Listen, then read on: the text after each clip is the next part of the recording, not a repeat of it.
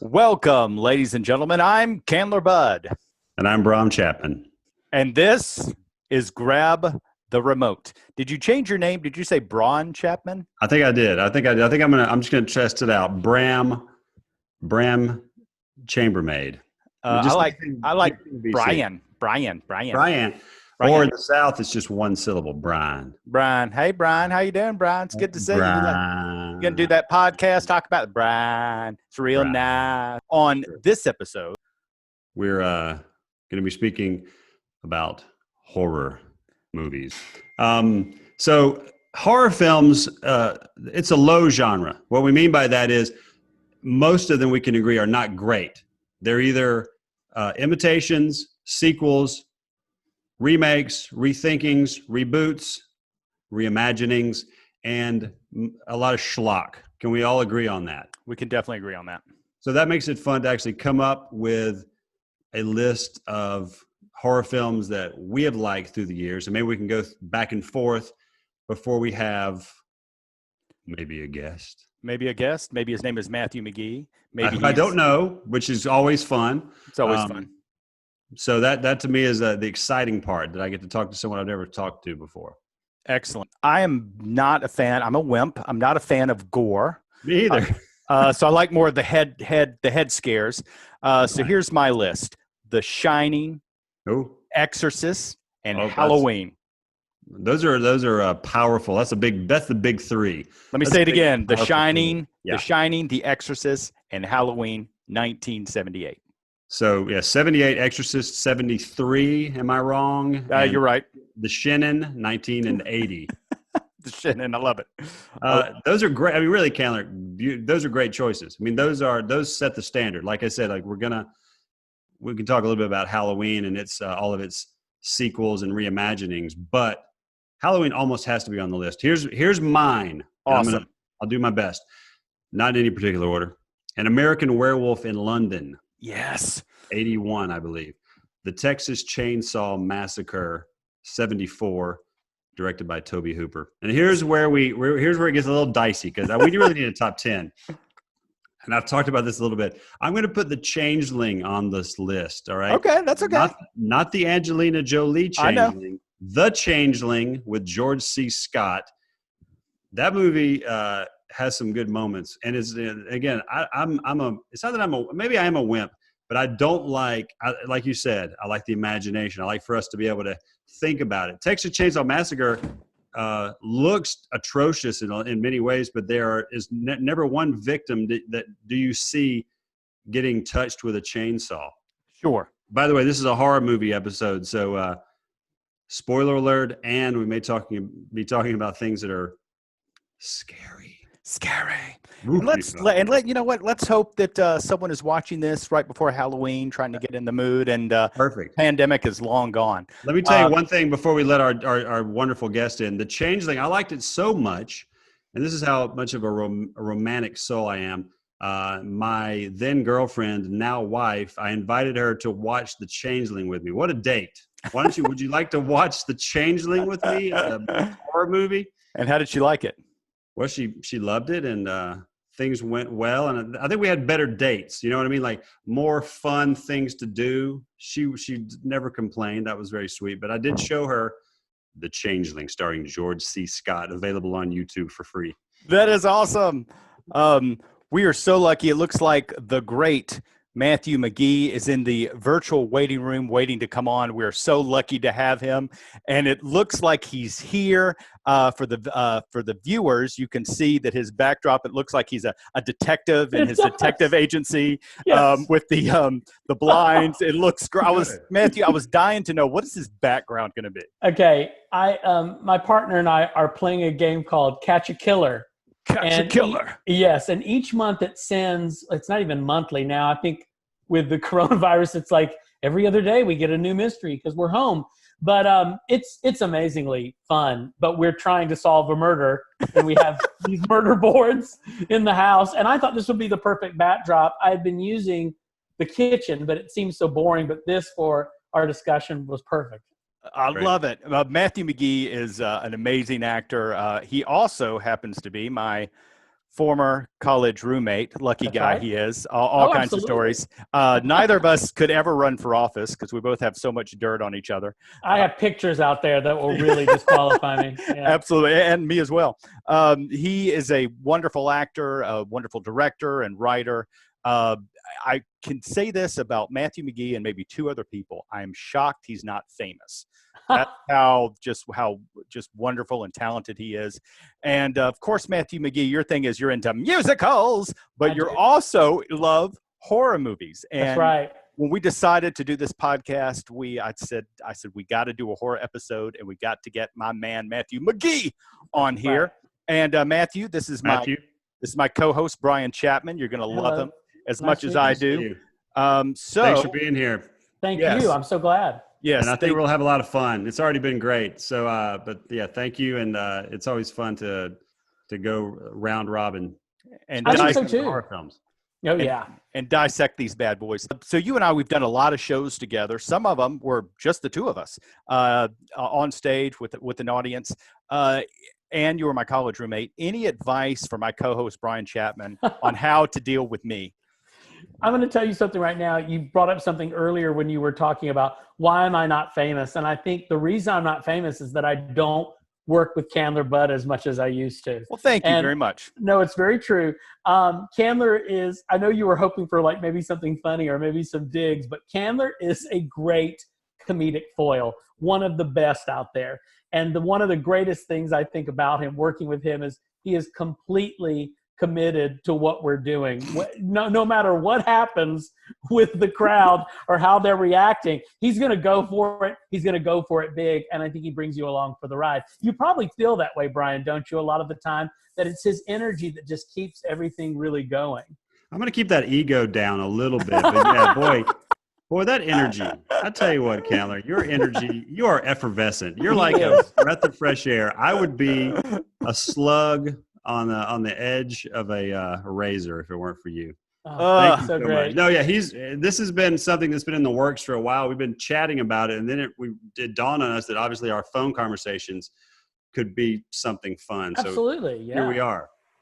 And we're here. It's like it's either now or never. So let's do this bad boy. All right. But awesome, Matthew. Let's jump right into it. I noticed your list. You said you emailed me your list earlier, and you were shocked by some of it. I was. Yeah. But I love surprises. You have Halloween 2. Right. Fright Night from 1985. Yes. Salem's Lot.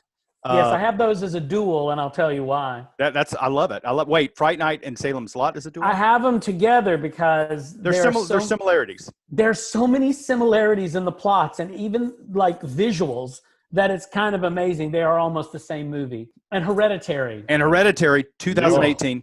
Let's jump into it. We'll start with Fright Night. When I saw that was on your list, I said, well, of course this is on his list. Yeah. Because this movie, I feel like this sums up your personality. It's got Roddy McDowall. Yes. It's got it has fun with the genre.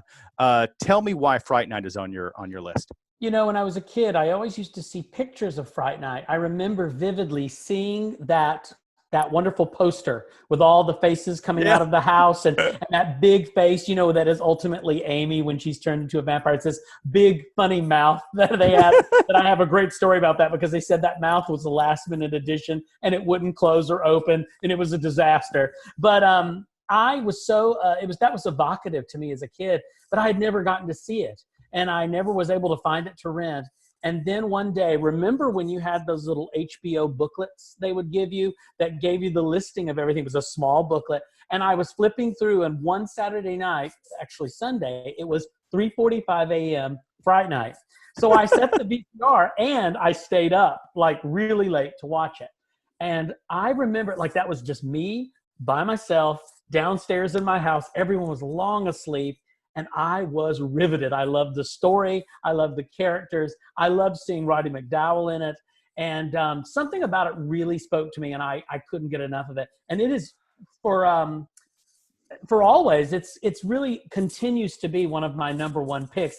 I recently started doing a live show called Creature Feature, where I would host a movie and have a microphone and make fun of it during the movie. And I was in drag and stuff, and people loved it.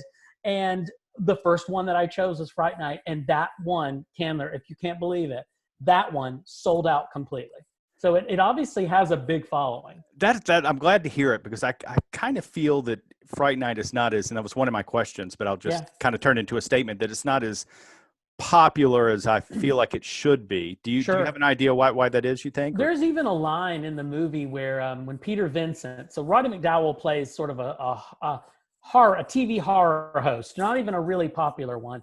And so this kid realizes that he has a vampire next door, so he goes to the only person he thinks can help. Played by Chris Sarandon, who I love. Yes, Chris Sarandon is amazing as the vampire. Princess Bride. Princess Bride. Yes.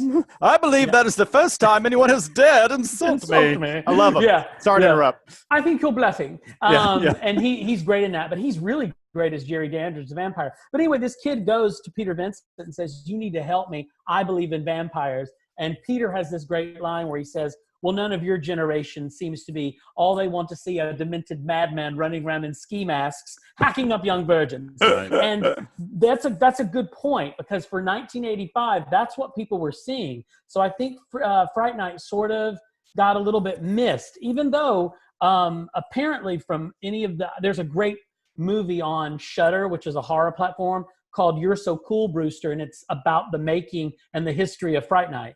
And apparently it was a pretty big hit for them. In fact, it was like in the top 10 of movies in 1985.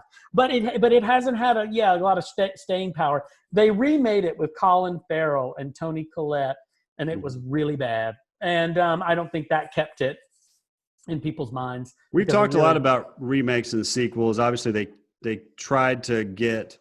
Well, they did get a few of these made, and there's actually an interesting story about the third one with Roddy, because Roddy was very interested in getting these produced. I don't know if you guys know this story. It has everything to do with a murder, though, where they were going to get money. And I don't want to. If you have this story in your head, I'll let you tell it. I don't want to take away. No, please tell it. But tell me if I'm correct. So Roddy obviously was gung ho with this project, helping get it moved along.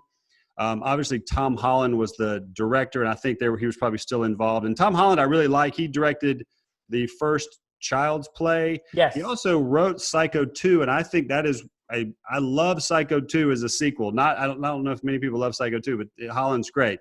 Anyway, they were going to get money from someone, and that someone was Jose Menendez. Yes. The infamous father of The Eric Menendez brothers, yeah. And he was telling him what an abhorrent person he was, the worst person you'll ever meet, nightmare person. I mean, just really, this guy's bad. And then he was murdered by his sons. Kitty and Jose were murdered, and that fell apart. And that's the reason why the Fright Night 3 didn't happen. So. Yeah, because there is a part 2 where Jerry Dandridge's sister returns, and she's trying to seek revenge on Peter Vincent and Charlie for, spoiler alert, killing Jerry Dandridge. There is a great small role and appearance by Merrick Buttrick, and you know him well, Candler, as as Captain Kirk's son David. Yes. But you know what's funny? At that time, it was about 1987. He was ill. And he looks very sick in the movie. So it is kind of sad to see him between Search for Spock and that movie. Knowing what happens. Yeah, because he really became ill. And it's very, very, very sad. But yeah, Fright Night and Fright Night Part 2. Part 2 I don't put on the list. I'd only pick 3. But Fright Night is really good.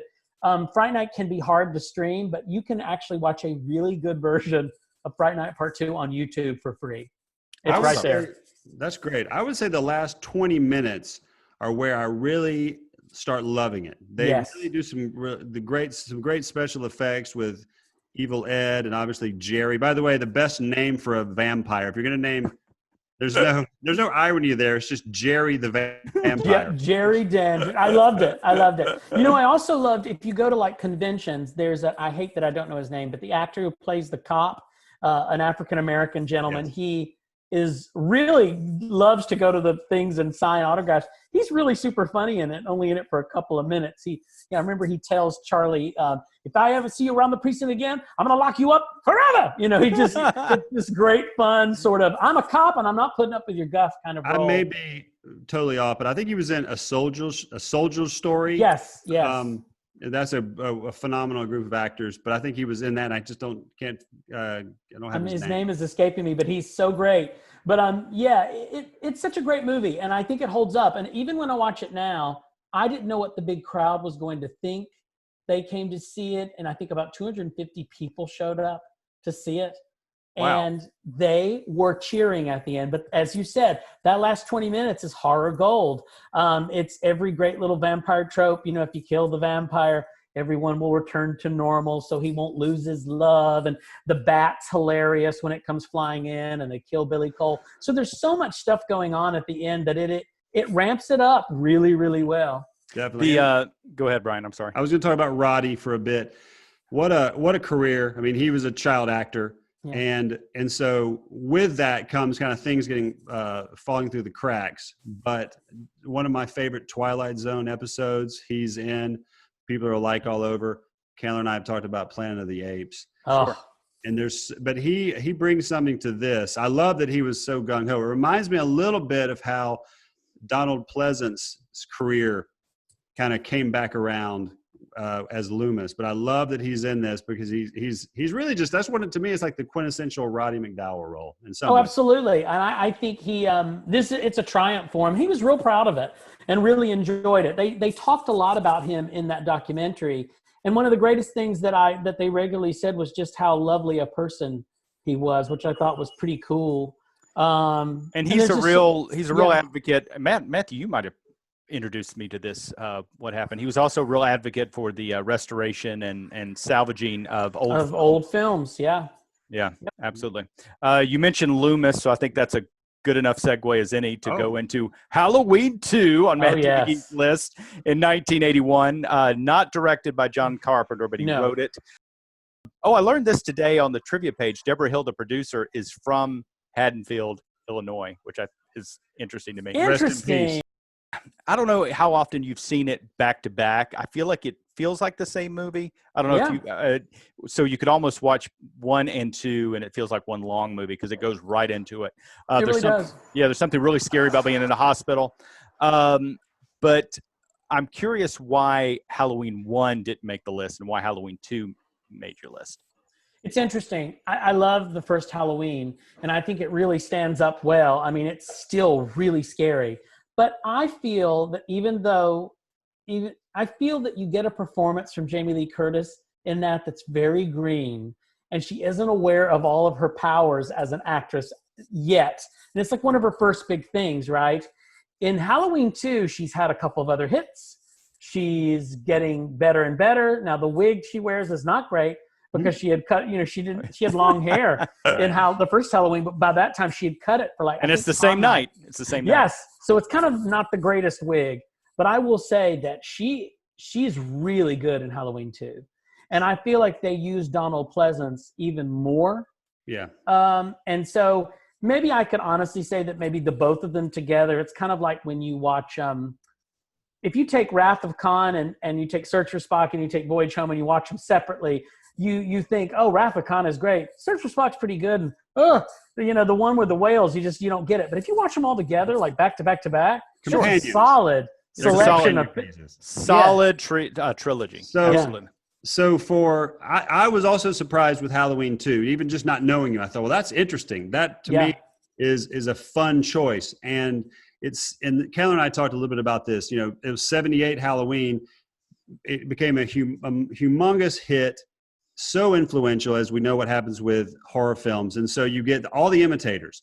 And so I was thinking, well, maybe it suffered because it kind of had to ramp up certain things. So it is obviously more violent. But for the time, it still seemed to me to be, okay. I think Candler and I have talked about being a little squeamish about certain things. It's funny. Like I love horror films, but they do still make me go a little bit. We can get to when we some of the gore. Yeah, no, absolutely. And I will say this, I was thinking about that too. In 78, I wasn't really aware as much of Halloween, but they were always showing Halloween 2 on TV. And I didn't get to see the first Halloween until after, probably. So that's probably why it sticks in my head a little bit better. But also in Halloween 2, I had seen When a Stranger Calls. I had seen Black Christmas. Yeah. There are a lot of movies about a babysitter stuck and there's a maniac. But when she's stuck in the hospital and has a broken leg and can't get anywhere, and there's nowhere to really hide in that hospital, it makes it even scarier. To this day, I think hospitals are creepy because of Halloween 2. Since you are familiar with it, I want to ask you about something before I forget. Yeah. But I'm going to bring up a few points. We talked about posters during our time together, and I love the poster for Halloween 2 more than Halloween 1. Absolutely. I love the opening title sequences more. I love the pumpkin opening up. Yes. And there is a infamous television version that gives us more, some deleted scenes. And I don't know how familiar you are with these or where you fall in what they mean to you, because obviously they tacked on some things that they completely negated. And that's actually, I think, a question Caroline would like to ask you. So I think I've asked 14 questions, but how do you feel that now Halloween 2 doesn't even exist in the canon, that because of the new Halloweens? Yeah. I went to see the new Halloween with my partner, George, and he's an oncology nurse. And he said to me, I don't want to see anything that's too gory. And I said, oh, it's Halloween. It's gory, but it's never that gory. It's going to be okay. And I remember vividly when the man gets his head smashed, when Michael Myers steps on his head, George just kind of went and shook his head because it was really pretty graphic. I enjoyed the Halloween reboot very much, and not a lot of people did. There are things about it that are really scary. I'm a big Jamie Lee Curtis fan. I think she's terrific in it. The rest of the cast is okay. But yeah, how do I feel about them cutting it out? The whole time, all I could think of was, I really miss the storyline that he's somehow her brother, which I know is really far-fetched and crazy, but that set up some really great stuff for that. And so I think, in a strange way, H2O, Halloween 20 years later, is a bit of a stronger movie than the new Halloween reboot. And it has Janet Leigh as yes, it does. The great Janet Leigh. So I saw the Rob Zombie Halloween, but I didn't see the Rob Zombie Halloween 2. But I remember this from the commercial, and help me with my memory, Matthew. Was this in the film? Because I saw it in the trailer where the new Laurie says, I'm Michael Myers' sister. Is that really in the film? Oh, yes. And it's really interestingly enough, there is Octavia Spencer, Academy Award winner Octavia Spencer's in the film as a nurse. And she gets killed in it. And she's such a good actress that it's quite horrifying. So I don't know. The Rob Zombie versions are very gratuitous to me. I am not a big... Yeah. I don't dislike Rob Zombie. In fact, I found House of a Thousand Corpses somewhat entertaining at times, but those movies are just really graphic. And I'm not a mamby-pamby about gore. I like it, but sometimes I giggle at it because I'm like, oh my God, that's crazy. What did they just do? And I always think about how they did it, right? But I just think there are things that happen in the Rob Zombie Halloween movies that are out of character for even Michael Myers. They kill a dog. It's Michael Myers doesn't really kill babies or dogs or anything like that. So it's strange. They get a little, they're a little more graphic. There's a better word for it. It's not subtle. It's just definitely not subtle. Yeah, it just bangs you over the head. Yeah, and like we knew Laurie was a good student in the Halloween movie. And in this one, it's kind of like the girl is a good student because she wears glasses, so she has her glasses on, and then maybe she takes them off, and who knows that, there's a lot of weird casting. I do like, House of a Thousand Corpses is fun in some ways, but that to me is just, someday we should talk about Season of the Witch, Halloween 3, the standalone, which most people loathe. But if you can take the fact that I get it, Michael Myers is not in this. It actually is a weird little 80s. Right. It's very peculiar, but there's some moments. I like the scene it's a bar or a pub or a restaurant, wherever, where you see the commercial for the movie Halloween. Yeah. That's how they tie it in, which is just hilarious to me. It is interesting. Arnett, I will say that it's the villain, the lead, I forget his name too. I had no idea until recently. I was going down this wormhole of looking at Last Starfighter information when I watched Last Starfighter. Yeah. and the Last Starfighter, and then what's his last name? Lance Guest. Lance Guest plays the lead, but Grigg is the same actor who plays the the one in the like kind of turtle shell makeup is the same actor who plays the villain in Halloween Season of the Witch. So wow. Great performance. I wish I remembered his name. He plays a great villain, but he's lovely as his sort of reptilian co-pilot. Yes, definitely. That's a lost classic. Jumping ahead in time, Matthew, you took me to see The Hills Have Eyes. I almost walked out. I think if we didn't ride together, I think I definitely. You did walk out at one point. Well, really? I don't think I did, but if I did, I did. But or you maybe took a lap. Yeah, I'm going to the bathroom. Yeah. I mean, because there was a couple things that were pretty brutal. Yeah. It's a French director named Alexandre Aja, maybe, that did that. It's a remake. The original movie is not as scary as it used to be. I watched it recently, and I went, "Oh, it's a Wes Craven film." Wes Craven, right? Yeah, rest in peace. It's good, but I feel like they amp it up so much in The Hills Have Eyes, this movie, that I can see why I liked it at the time, but it's not a movie I want to go back and see again and again. There was a movie I didn't add to my list because it was only 3, but he also directed a great film called High Tension, which is a very scary movie. I've seen that. Yeah, I was sort of worried recommending these that maybe Candler would watch it, and I thought he is not going to make it through High Tension. Disturbing. Yeah, High Tension very is disturbing. Well, this is why I'm asking this question. I haven't seen Heredity yet. How would you compare The Hills Have Eyes with the disturbing factor, the gore factor with Heredity? It's a pretty polarizing film. There are many people who think it's one of the greatest and people who think it's garbage. And not garbage in the way that it's like gratuitous or anything. It's just not a good horror movie.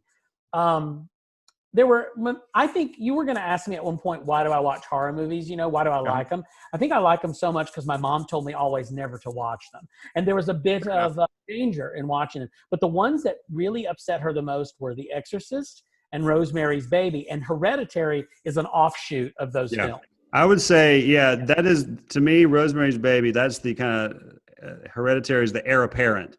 So if you're going to kind of pass the torch, you're absolutely right. I agree with you 100%. There were times in that movie where, and I don't do this often, especially, we're all adults here, but my wife and I paused the movie, and we had to. There was just a point where we're like, this is good. It's scary. It's effective. We have to pause it. We have to pause. Let's just you know what happened with me, Brian? I was watching it in the theater the first time, and you can't go anywhere and you can't pause it. And it was an experience. But what was funny, just like when I saw Midsommar, which is the same director, and I like that movie too, but it didn't make my list. Right. I walked out of there going, "Oh my God, this world that I've been in, I feel dirty. I feel upset. I'm going to think about this way after I leave the parking lot." And then the other people with me are like, "That's the worst thing I've ever seen." Excuse my language. You probably can bleep that. But they were like, "That's the worst thing they've ever seen." They hated it. So the reason I like it, Candler, and the reason it creeps me out is when you've watched as many horror movies as I have over the years, when one sticks with you so much that at night you're afraid to leave the bathroom door open in the master bedroom because you're afraid to see who might be in the doorway. That's a movie that sticks with you. And Hereditary had me at night feeling creeped out when the lights were out. And this is also Toni Collette was mentioned earlier, but she's awesome. Gabriel Byrne. There are all these scenes. As creepy as it is in Rosemary's Baby at the end when you finally find out that her child is the son of Satan, and all of the older people are there smiling and giggling and laughing. They're creepy. In this movie, they make them naked. So it's not only older creepy people, they're nude older creepy people. And I'm telling you, it sticks with me. It really crawls up my spine. There were same here. I have not wanted to watch it again. I think that's one of those that I kind of have to go like, well, I'll maybe so. Not for enjoyment, but maybe to analyze. If you like film, you just like to analyze to see what you might have missed. Yes. Don't want to give anything away, Candler, you want to see it. But I definitely right away we thought, well, this one's definitely going to be one of the new classics. I mean, you already feel that. That's how well made. You mentioned Midsummer, which we also watched. I was not as high on that one. There's some, and again, there's some parts that I just have to walk away from. Like, I can't watch. That's just not me. And again, like Fright Night, Brian, the last 20 minutes of Hereditary, your heart is beating so much. It really pushes the envelope. It's bonkers. Yeah, it's just one thing after the other. And so yeah, and I had a friend ask me, what's a good scary movie? And I told her, oh, you got to see Hereditary, it's really good. And then she was angry with me for weeks and weeks afterwards because apparently she has a history of mental illness in her family coming through her mother, and that there were things that were discussed in it that creeped her out because her mom, I think, was maybe, I hate to say this, slightly schizophrenic. So it kind of takes you down that world, and then you understand. I mean, the best way to put it, Candler, to not give too much away, is that it's just about the fact that this family is on a collision course with something really terrible, and they try as they may, they can't change it. It's already been set up. It also speaks to everyone's dysfunction, right? So we all have something in terms of family pieces, we all have to deal with something. And so this actually ramps that up so much. And like you said, it is like, especially Toni Collette's character. I mean, she gets it, yet she's helpless. To do anything about it. And so many things happen that I love. Anyway, the one thing about movies, by the numbers, we know is boring. This is one thing that stood out that makes make movies good. The things that were happening, I wasn't expecting, and that's what makes things interesting for anybody who watches movies. So I guess that's a ringing endorsement. But it is interesting that you put it on your list, like we talked about it being 2 years old. I'm interested. I also want to see what else he does through the years. I hope he's not, because this was a big debut, I guess, for him. Yeah, no, absolutely. Ari Aster. Ari Aster. And I tell you, he's a great director, and the performances are great. I actually feel like Toni Collette. There's a scene where she basically is just angry with her child, and it really has nothing to do with the ultimate end of the story. It's just scary to see her be so cruel. And I think that's where the movie really takes off, because you feel sort of like you're watching a family fall apart, and so it is very creepy to experience.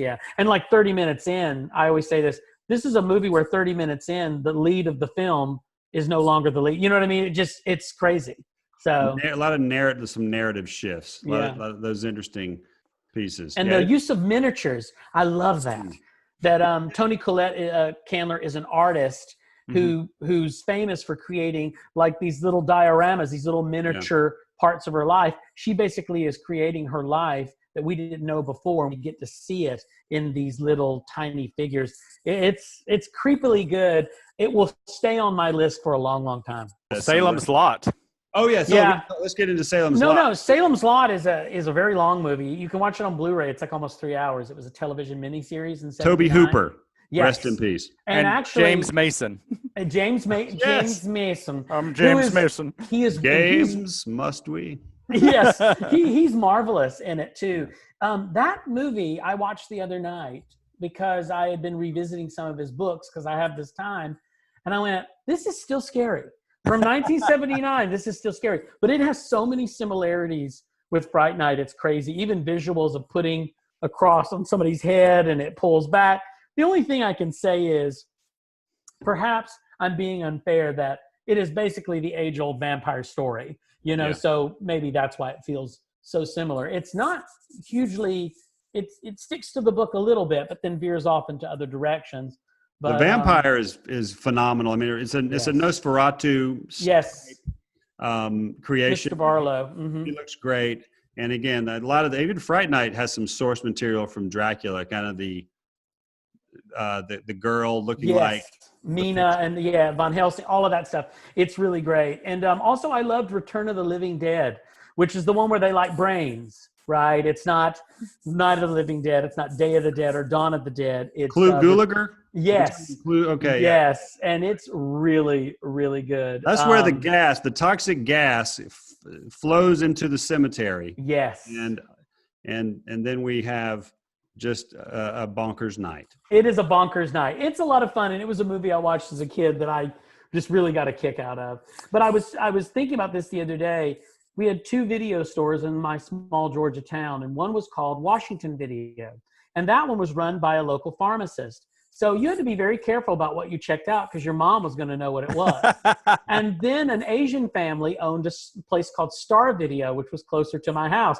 And it had everything you wanted to see. Like I saw all the blaxploitation films, all of, like, I saw Dolomite. I saw, you know, Rudy Ray Moore is the human tornado. You know, I saw Black Mama, White Mama, The Devil's Son-in-Law. I mean, I was watching movies I probably never should have watched. Pete Wheatstraw, The Devil's Son-in-Law. Yes, I ended up watching all of those. You know, that we grew up in a great time with the video stores, and you talked a little bit about that, but the boxes, right? It always got me. You spoke to me really when you talked about the boxes. I saw the Fright Night box, and those posters always would make you go, I will try this out tonight.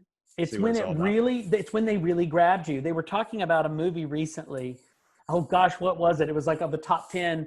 There's a movie called Prophecy, and it's about a bear, you know, in the woods, and it becomes, you know, it gets into like there's a factory that's putting out toxic waste, and it becomes this creature. Well, the best part about Prophecy is what the creature is in the movie looks nothing like what it is on the front of the video, but yet the video cover is what got me to rent it. Matthew, thank you so much. You added so much. I loved your list. I want to see Fright Night again. How about you, Brian? Sure.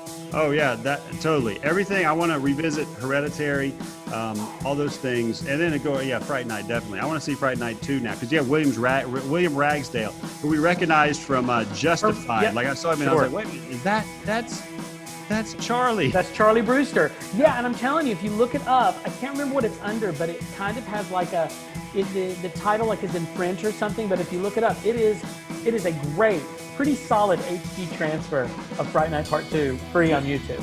Matthew, we got to go. Thank you so much for joining us. We'll see you next time on Grab the Remote.